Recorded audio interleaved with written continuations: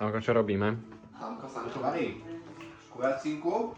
A teraz za to poviem aj tajná ingrediencia.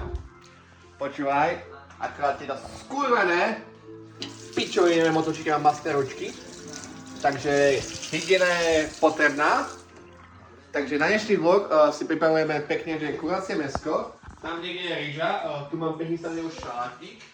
A teraz idem dávať do mäska, že prosím pekne Pepsi, ale piči si z vás robím, haha, vínečko. Takže trošku poleješ, no trošku, vidíš to? To je pojate. A teraz najväčšia potrebná vec je jednúť si tam ruky a pekne to akože zmixuješ a viniečko bude pekne vojať z toho mäska, keď bude tak, že v nebičko papulke normálne slovenský kuchár v Írsku musí učiť ženy, ako variť do piče.